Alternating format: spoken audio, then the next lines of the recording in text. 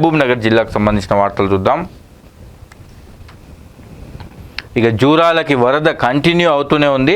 దీంతో గేట్లను వదిలి దిగువకు వదులుతున్నారు. ఇక పరవళ్ళు తొక్కుతున్న కృష్ణమ్మ అంటూ ఇదొకటి. ఇక పారిశుద్ధ్యం మెరుగుపడాలని పాలమూరులో స్వచ్ఛదనం పచ్చదనానికి సుముహూర్తం. ఈ నెల 5 నుంచి 9వ తేదీ వరకు కార్యక్రమాలు. ఇక ఉండవల్లి మండలం పుల్లూరు వద్ద రోడ్డుపై ఇది ఆగిపోయినటువంటి మురుగు.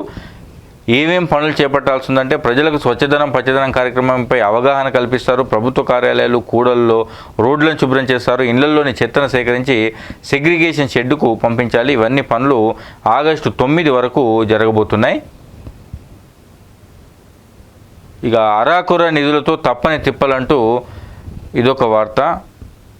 ఉమ్మడి జిల్లా వ్యాప్తంగా చాలా కళాశాలలకి అరాకొర నిధులు ఉన్నాయి.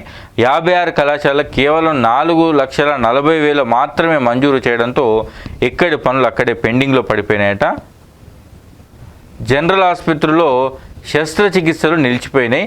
షార్ట్ సర్క్యూట్తో వైరింగ్ కాలిపోవడంతో ఆపరేషన్ థియేటర్ మొత్తం బంద్ అయిపోయింది. దీంతో తీవ్ర ఇబ్బందులు ఎదుర్కొంటున్నారు రోగులు. ఇక ఇవి మహబూబ్ నగర్ జిల్లాకు సంబంధించిన వార్తలు.